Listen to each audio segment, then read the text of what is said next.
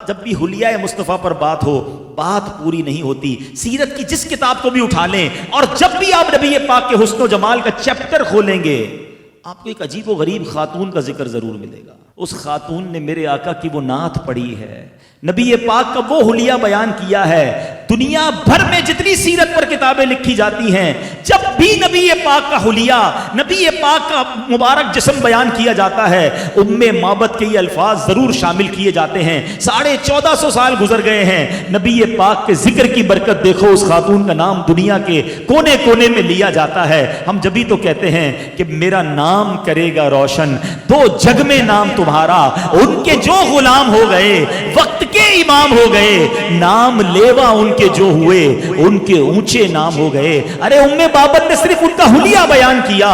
میں آپ کو وہ الفاظ سناتا ہوں, ذرا دیکھو کیا موتی والے الفاظ ہیں, کیا خوبصورت بات کی. رأیت رجلا ظاہر الوداع, میں نے ایک شخصیت کو دیکھا جو بہت باوقار تھے, بڑا ہی خوبصورت ان کا چہرہ تھا.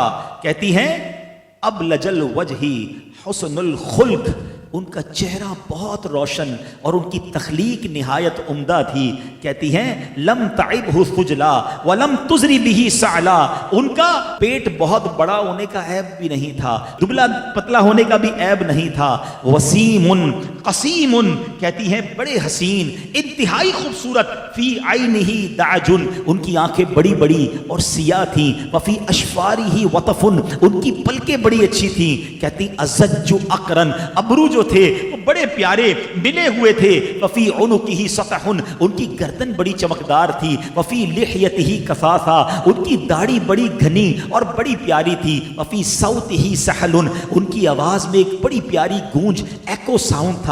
بولتے تھے تو بہت پیارے لگتے تھے. سنو, کہتی ہیں دور سے دیکھتی تھی بڑے باوقار لگتے تھے, قریب جا کے دیکھو تو اور خوبصورت لگتے تھے. خاموش رہتے تھے ان کا حسن اور نمایاں ہو جاتا تھا. ان کے ساتھی جو تھے بڑی سر جھکا کر ان کی بات سنتے تھے, ان کا حکم پورا کرتے تھے. جب وہ گفتگو کرتے تھے سب بڑی توجہ کے ساتھ سنتے تھے. اللہ اکبر, یہ موتیوں جیسے الفاظ, یہ نبی پاک کا چہرہ, یہ میرے آقا کی آنکھیں حضرت ام معبد نے جو بیان کی آج بھی سیرت کی کتابوں میں موجود ہیں. نبی پاک کی شان وہ خاتون اپنے شوہر کے سامنے بیان کر رہی ہیں اور مزہ ان کو اتنا آیا کہ جب دوسرے دن کام سے آئے کہ اے ام معبد پھر ذرا مبارک کی باتیں بتاؤ نا.